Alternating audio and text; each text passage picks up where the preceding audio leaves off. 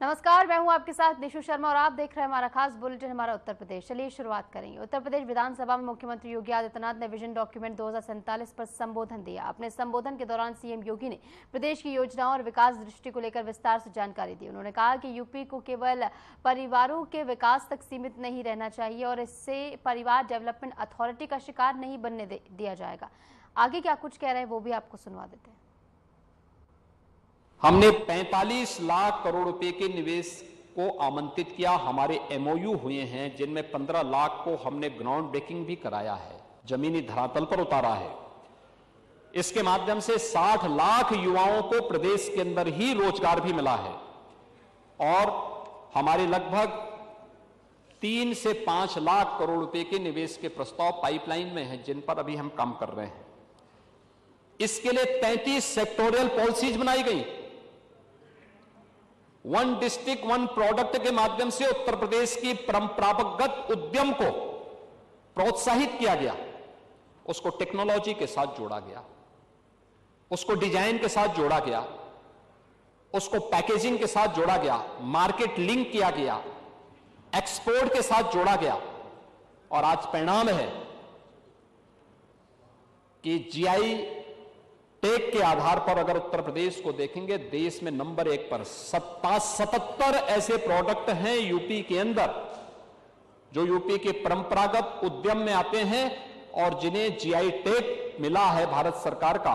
और इसको GI take के माध्यम से इसने आज देश के और वैश्विक स्तर पर अपनी एक नई पहचान बना रही है। आदरणीय प्रधानमंत्री जी दुनिया के अंदर किसी देश में जाते हैं, उस देश के राष्ट्राध्यक्ष को देश के अंदर की ही बनी हुई और खासतौर पर उत्तर प्रदेश के परंपरागत उद्यम जिसमें हमारे हस्तशिल्पी, हमारे कारीगर का श्रम लगा है, उसका पसीना बहा है, उसको सम्मान देने का काम करते हैं।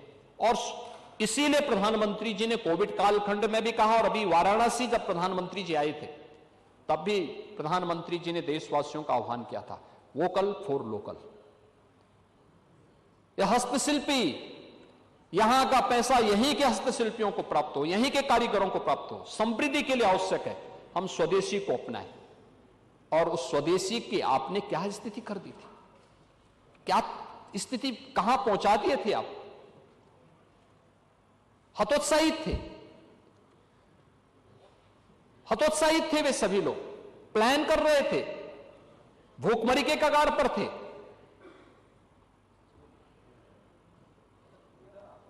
वे सभी उद्योग बंदी के कगार पर हो चुके थे। और कौन लोग थे उसमें? वे सभी अति पिछड़ी जाति से जुड़े हुए लोग थे, वंचित थे, गरीब थे, अल्पसंख्यक थे। आप कुछ नहीं कर पाए। 4-4 बार सरकारें थी आपकी। 1947 से लेकर के लंबे समय तक कांग्रेस ने शासन किया।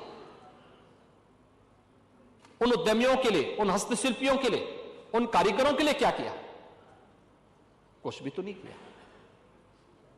अब बात करते हैं पीडीए का। मैं इसलिए कह रहा हूं, ये परिवार डेवलपमेंट अथॉरिटी जो आपने बनाई है, ये जनता की आंखों में धूल झोंकने के अलावा और कुछ थोड़ा है। पीएम विश्वकर्मा योजना के माध्यम से और मुख्यमंत्री विश्वकर्मा श्रम सम्मान के माध्यम से पिछले 8 वर्ष में गांव का मोची हो, गांव का धोबी हो, गांव का नाव हो, गांव का कारपेंटर हो, गांव का राजमिस्त्री हो, गांव का कुम्हार हो, गांव का कोई भी व्यक्ति हो, उसके एक निश्चित ट्रेनिंग टूल किट बैंक से लिंक करना और उसको फिर से स्वावलंबन के पथ पर अग्रसर करने का काम एक डबल इंजन की सरकार ने किया है और इस पर लगातार कार्य कर रही है। हमने बांटा तो नहीं।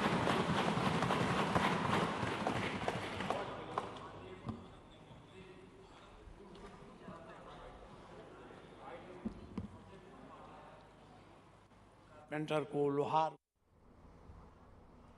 तो आप सुन रहे थे सीएम योगी आदित्यनाथ को विधानसभा पर, जहां पर विजन डॉक्यूमेंट 2047 पर वो बोल रहे थे और इसी के साथ तमाम अन्य महत्वपूर्ण मुद्दों पर भी उन्होंने बातचीत की है। चलिए खबरों में आगे बढ़ेंगे। मुख्यमंत्री योगी आदित्यनाथ ने लखनऊ में आयोजित विभाजन विभीषिका स्मृति दिवस कार्यक्रम में शिरकत की। कार्यक्रम के दौरान मुख्यमंत्री ने अपने संबोधन में कहा कि हमारे देश के कई क्रांतिकारियों को स्वतंत्रता संग्राम के दौरान फांसी के फंदे पर लटकाया गया और उन्हें अमानवीय यातनाएं दी गई। सीएम योगी ने आगे कहा कि 1947 में भारत को स्वतंत्रता मिली, लेकिन स्वतंत्रता प्राप्ति के ठीक एक दिन पहले कांग्रेस नेतृत्व ने तुष्टीकरण की परिकाष्ठा करते हुए देश का बंटवारा कर दिया। उन्होंने ये भी याद दिलाया कि विभाजन के समय लाखों लोगों ने अपने जीवन और परिवार की बलि दी और आज का ये दिन उन सभी शहीदों और प्रभावितों को श्रद्धांजलि देने का अवसर है।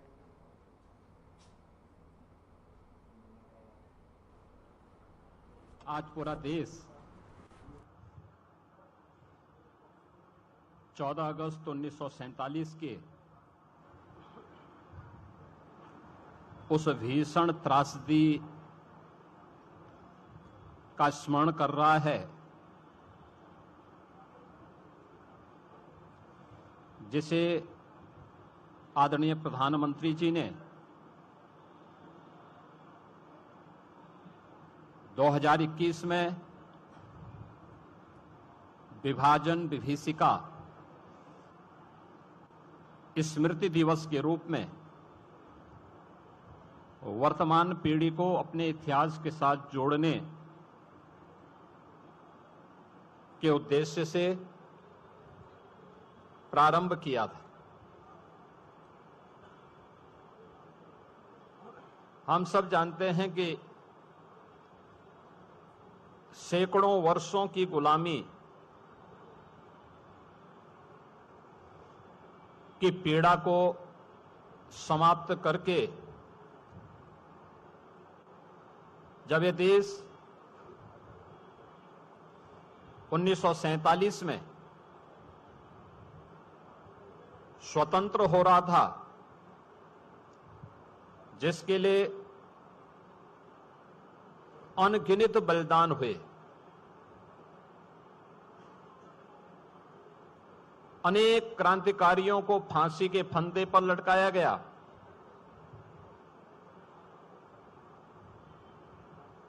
देश के स्वतंत्रता संग्राम सेनानियों को अमानवीय यातनाएं दी गई,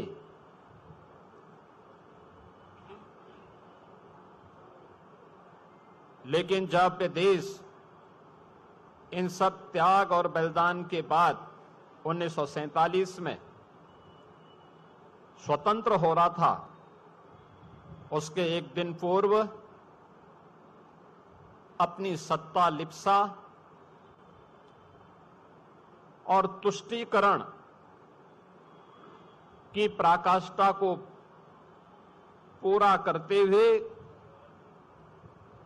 कांग्रेस नेतृत्व ने देश का दुर्भाग्यपूर्ण विभाजन भी करवाया था।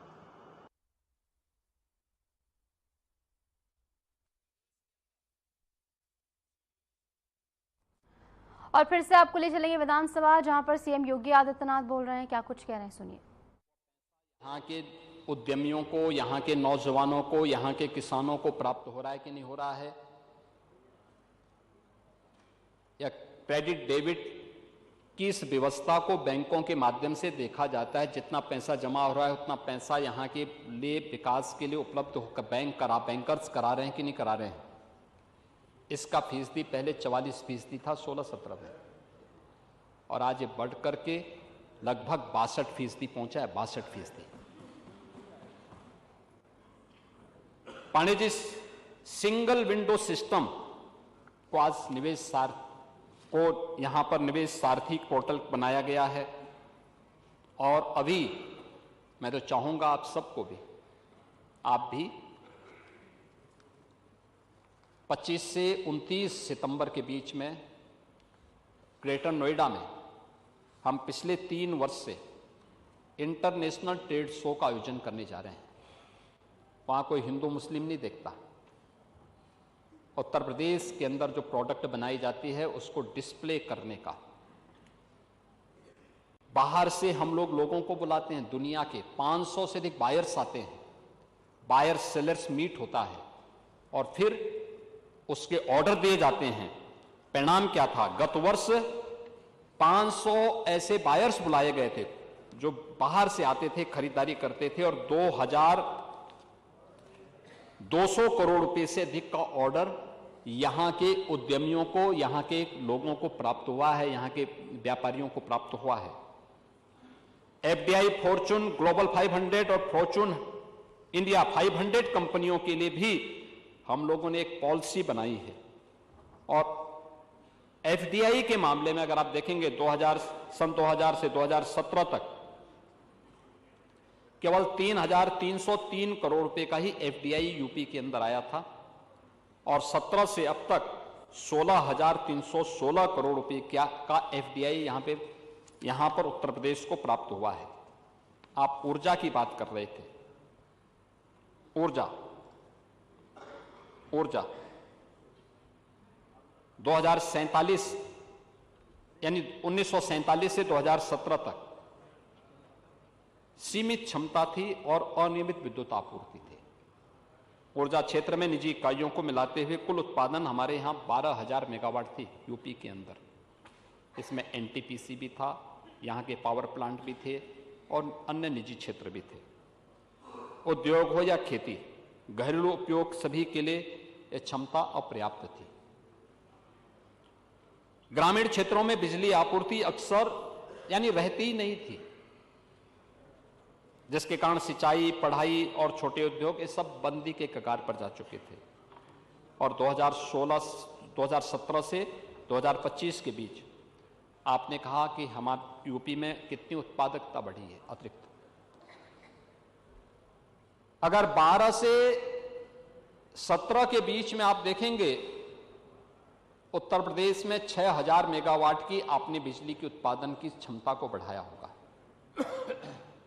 लेकिन 17 से लेकर के अब तक हम लोग 8,000 मेगावाट की अतिरिक्त वृद्धि किए हैं यूपी में पावर जनरेशन की। आप यूपी में इसी से आप अंदाजा लगा सकते हैं 2016-17 तक जो पीक जाता था पावर का वह 16,000 मेगावाट तक पहुंचता था। बिजली की क्या स्थिति रहा करती थी हर व्यक्ति जानता है, हर व्यक्ति भुक्तभोगी है। और आज यही पावर की पीक आवर में जो डिमांड होती है वो 33,000 मेगावाट की होती है। 33,000 यानी आपसे दुगने से अधिक, और तब भी पावर कॉर्पोरेशन इसकी सप्लाई कर रहा है।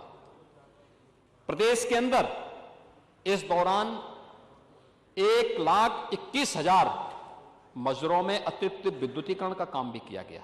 और मैं इस बात को विद्युत मंत्री से कहूंगा कि वो एक बार दिखाएं आपके यहां की आप जिस बिजली की योजना के बारे में बात कर रहे हैं वहां पर आखिर कहां वो पैसा गया, क्यों नहीं हो पाया। होगा, आप चिंता मत करिए। लेकिन ये भी हम बताना चाहेंगे कि सारे कार्य हुए हैं। 1,21,000 और 1,86,00,000 परिवारों को फ्री में बिजली के कनेक्शन भी उपलब्ध करवाए गए। 8 वर्षों में 765 केवीए के 3, 400 केवीए के 21, 220 केवीए के 72 और 132 केवीए के 99 सब स्टेशन भी स्थापित हुए हैं।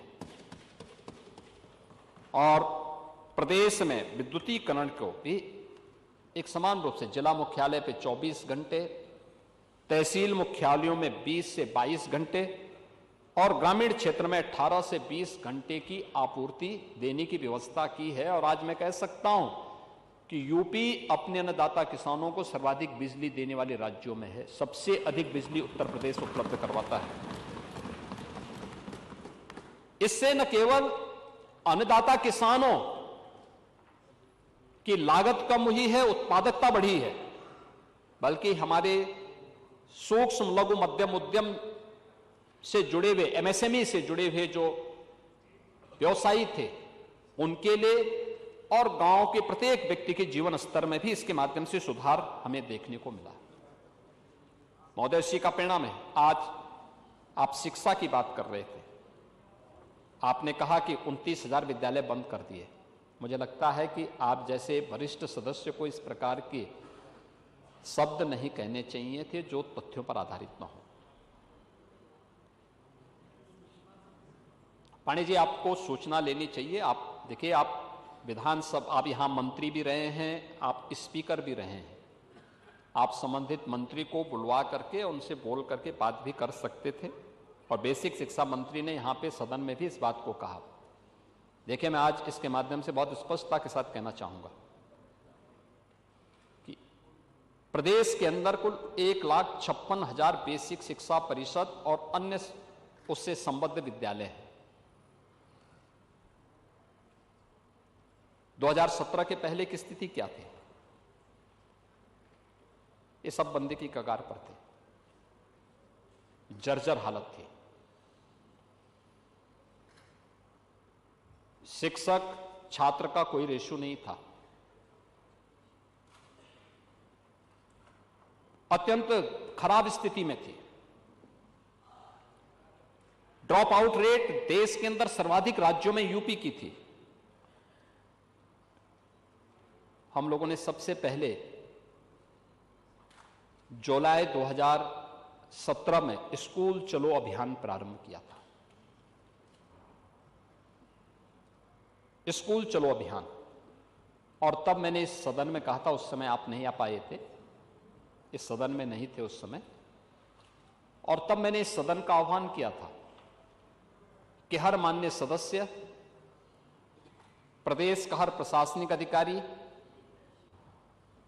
प्रदेश के हर उद्यमी उन विद्यालयों से जुड़े हुए या उस गांव से जुड़े हुए पुरातन छात्र एक एक विद्यालय गोद ले, और ऑपरेशन कायाकल्प की घोषणा की थी। और मुझे बताते हुए प्रसन्नता है कि 1,36,000 विद्यालयों को ऑपरेशन कायाकल्प के माध्यम से हमने संतृप्त करने का काम किया। आज जो विद्यालय देखने लायक हैं, उनमें फर्श है, बालक और बालिकाओं के लिए टॉयलेट है, पेयजल की व्यवस्था है, बिजली या सोलर पैनल लगाए गए हैं, डिजिटल लाइब्रेरी है, स्मार्ट क्लास है, और उन बच्चों के लिए बैठने की भी व्यवस्था की गई है। खेल के मैदान भी बनाए, कुछ जगहों खेल के मैदान भी बनाए गए हैं। ये बेसिक शिक्षा की पहली व्यवस्था। फिर उन बच्चों के लिए यूनिफॉर्म की व्यवस्था, हर बच्चे के लिए 2 uniform, bag, books, shoes, socks यानी जूता, मोजा, स्वेटर, यह भी सरकार ने उपलब्ध करवाया। हम लोग जब बनाते थे, इन सभी में कुल 1,000 रुपया खर्च होता था। छोटे बच्चे थे, और हम 1,200 रुपये डीबीटी के माध्यम से उन परिवारों को आज उपलब्ध करवा रहे हैं। डीबीटी के माध्यम से क्या ये हमारा दायित्व तो नहीं बनता है कि हम अपने अपने विधानसभा क्षेत्रों में हम भी बैठक लेकर के अभिभावकों को भी और उन शिक्षकों को भी इसके लिए तैयार करें? आपने देखा होगा, मैं एक दिन एक चैनल को देख रहा था और बहुत अच्छी रिपोर्टिंग चल रही थी शिक्षा की, उसको लेकर के वो दिखा रहे थे। जब स्कूल पेयरिंग के बाद, स्कूल मर्जर की बात आ रही थी, उस समय उन्होंने दिखाया एक विद्यालय जो जर्जर स्थिति में है, छात्र नहीं है, और एक विद्यालय ऑपरेशन कायाकल्प के माध्यम से सरकार के आह्वान पर गांव के ही लोगों ने पर्याप्त मात्रा में classroom, digital library, smart classroom, furniture और क्लासरूम भी एसी बनाए गए हैं। बेसिक शिक्षा परिषद में सुल्तानपुर का ही वो विद्यालय है, सुल्तानपुर, जनपद सुल्तानपुर का भी है, और वाराणसी के भी हैं, गोरखपुर के भी हैं, अन्य तमाम जनपदों में बनाए गए हैं। इसी प्रदेशवासियों ने बनाए हैं, जनप्रतिनिधियों ने रुचि लेकर के भी बनाए हैं। 17 के पहले तो ऐसा नहीं था, 17 के बाद हुआ है। और मैं स्पष्ट कर देना चाहता हूं, प्रदेश सरकार किसी भी विद्यालय को बंद नहीं करने जा रही है, किसी भी विद्यालय को बंद नहीं करेंगे। प्रदेश सरकार ने तय किया है कि इंटीग्रेटेड कैंपस बनने चाहिए बच्चों के लिए, जहां पे वह प्री प्राइमरी से लेकर के और सीनियर सेकेंडरी लेवल तक की स्कूल की शिक्षा प्राप्त कर सकें। उसी के मॉडल दिए गए हैं अटल आवासीय विद्यालय। पांडे जी, मैं जाऊंगा, यहां पे हमारे श्रम और सेवायोजन मंत्री हैं राजभर जी, श्री अनिल राजभर से कहूंगा कि एक बार आपको अटल आवासीय विद्यालय का दौरा करवाएं। अभी मैं बिलारी में भी आया था, बिलारी के विधायक भी नहीं होंगे यहाँ पे, हाँ भाग गए होंगे, क्योंकि स्वतंत्र देव जी ने ऐसी कसम उनको खिला दी है कि वो बेचारे समझ ही नहीं पा रहे होंगे कि किसके नाम पे कसम खाएं। ऐसी कसम मत खिलवाया करे जी। नहीं, मैं वही कह रहा हूं ना, किसके नाम पे करें, और खन्ना जी किसके नाम पे कसम खा देंगे।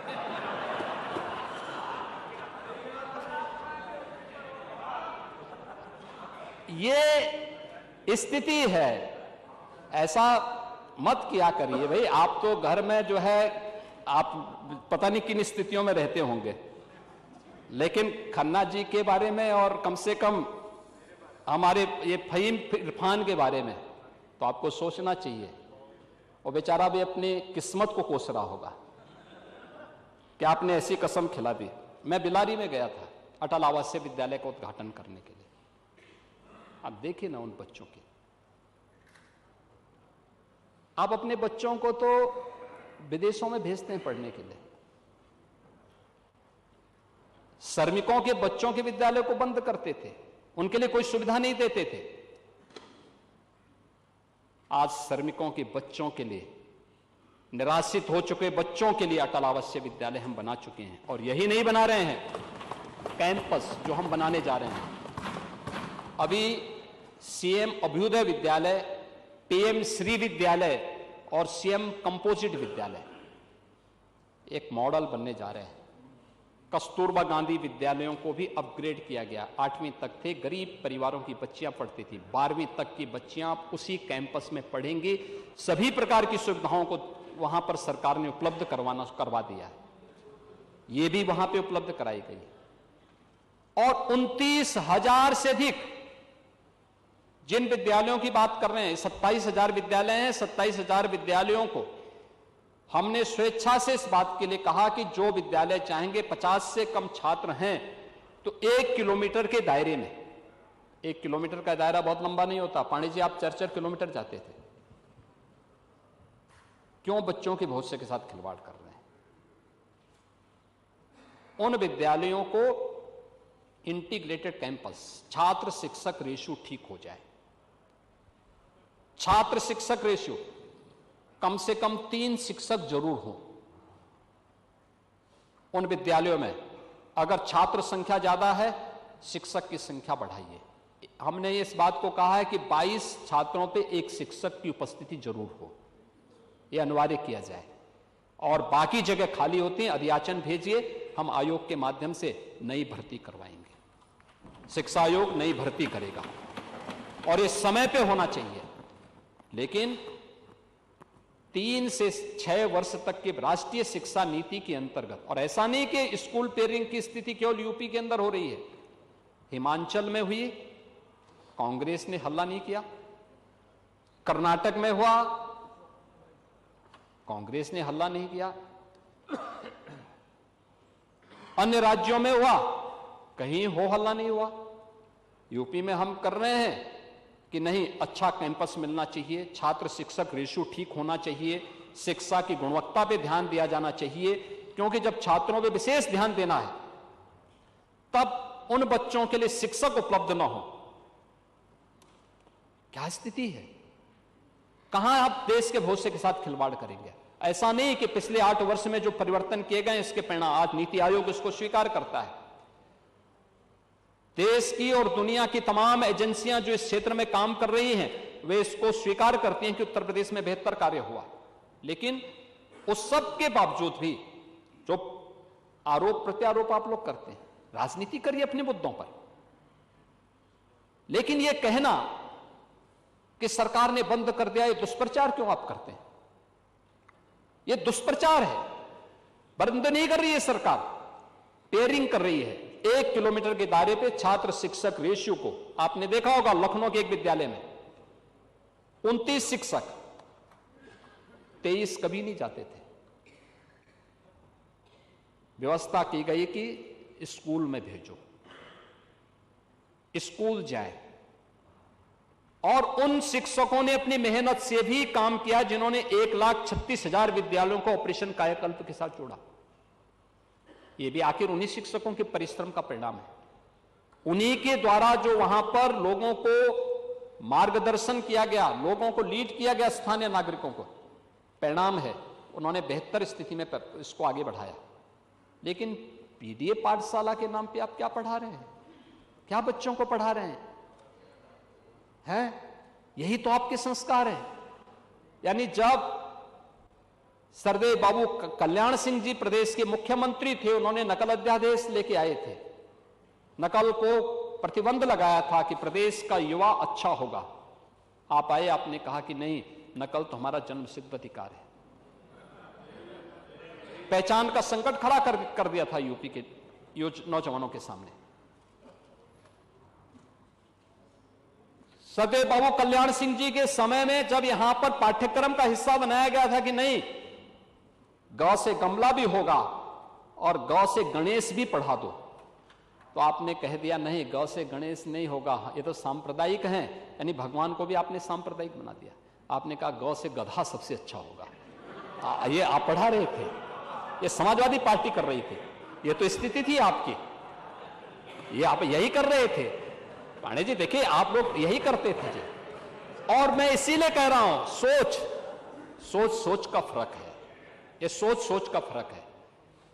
ये मत पढ़ाइए, अपनी राजनीतिक विकृति और इस विकृत सोच का शिकार उन मासूम बच्चों को मत बनाइए। आप तो मौन थे जब वो बच्चे इंसेफ्लाइटिस के शिकार होते थे। कौन लोग जिम्मेदार हैं? 50,000 बच्चों की मौत हुई है। तो विधानसभा से आप सुन रहे थे सीएम योगी आदित्यनाथ को, जहां पर विपक्ष के सवालों का ताबड़तोड़ तरीके से जवाब देते हुए सीएम योगी आदित्यनाथ नजर आ रहे थे। अपनी उपलब्धियों के साथ साथ विपक्ष की विफलताओं को भी दर्शाते हुए नजर आ रहे थे। फिलहाल हमारे इस खास बुलेटिन में इतना ही। नमस्कार।